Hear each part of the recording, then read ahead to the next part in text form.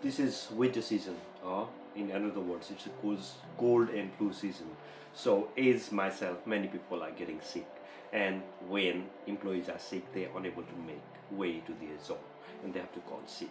And when many employees call sick, it's difficult for employees to manage the work as well, to get things done at the workplace. So they are becoming a bit tighter in this instance, and they're asking for the certificate. So today I'm going to explain you what they can ask for, what evidence you have to present to your employer in case you got sick.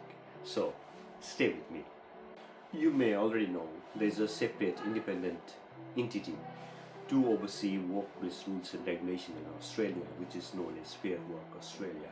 So all the rules and regulation in regards to workplace is managed, implemented and supervised by this entity in Australia.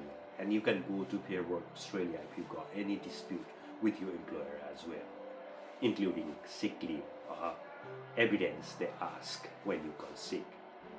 Today I'm going to explain that in this video. If you are contracted full-time employees or you work full-time, you're entitled to get at least 10 days in a whole year. And if you are part-time permanent, the leaves accrued is based on prorated basis, based on the hours you have worked in the time in the year. It is totally up to your local workplace rules and regulation up to how many days your employer can ask for the sick certificate. But as per Fair Work Australia regulation, they can ask for evidence for as little as 1 day. But normally many of the workplaces, they don't ask for at least 2 days or consecutive days.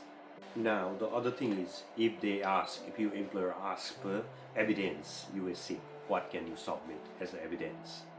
The first thing is sick certificate from your GP, but it's hard to get GP certificate these days, as you might have to wait for a long time to get appointment with your general practitioner. Even if you get appointment when you are sick, you feel you need to stay in the bed and have a rest instead of going to see the doctor in these cold days. So the other option is telehealth appointment. You can book a telehealth appointment, and the competent general practitioners will assess you over the video calls, and they issue you a sick certificate, which is legally it's same as when you go to GP and attend the GP appointment in person and get certificate. So other way you can make evidences now, because there is a high flow of people in the GP appointment.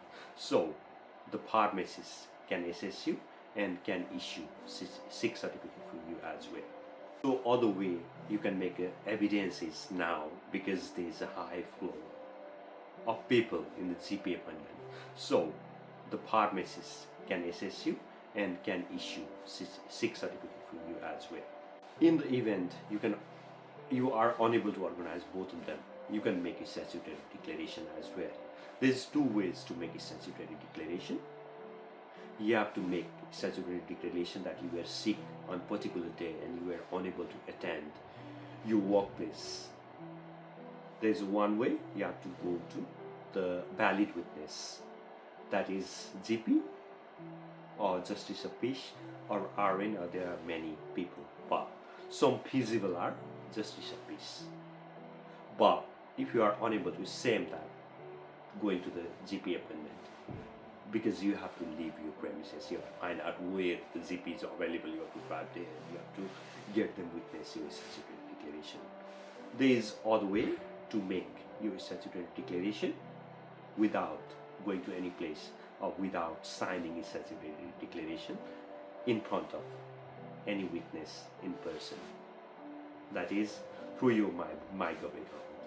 Your MyGov account has to be signed using digital ID, and then you can easily create a statutory declaration